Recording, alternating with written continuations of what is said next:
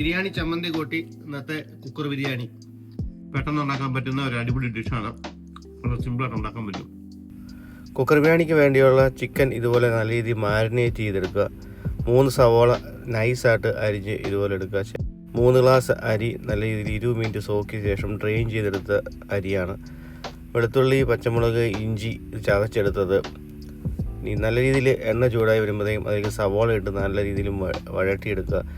മണം കിട്ടാനും ടേസ്റ്റിന് വേണ്ടി നമ്മൾ കറുവാപ്പട്ട, ബേ ലീഫ്, ഏലക്ക ഇവയൊക്കെ ഇട്ട് മൂപ്പിക്കുക. ശേഷം നമ്മുടെ മാരിനേറ്റ് ചെയ്ത ചിക്കൻ അതിലേക്ക് ആഡ് ചെയ്ത് കുക്കർ അടയ്ക്കാതെ ഒന്ന് വേവിച്ചെടുക്കുക.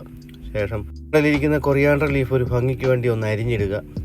കൂടാതെ നല്ലൊരു ഫ്ലേവറും കിട്ടും. നാരങ്ങ നല്ല രീതിയിൽ പിഴിഞ്ഞങ്ങോട്ട് ഒഴിച്ച് സെറ്റ് ചെയ്യുക.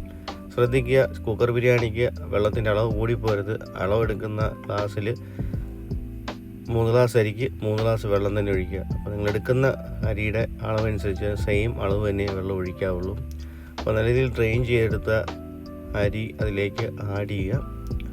ശേഷം കുക്കർ അടച്ച് ഒരൊറ്റ വിസിൽ അടിച്ചാൽ മാത്രം മതി. നമ്മുടെ ഫ്രണ്ടിൽ വായിൽ കൊതിയൂറും കുക്കർ ബിരിയാണി റെഡി.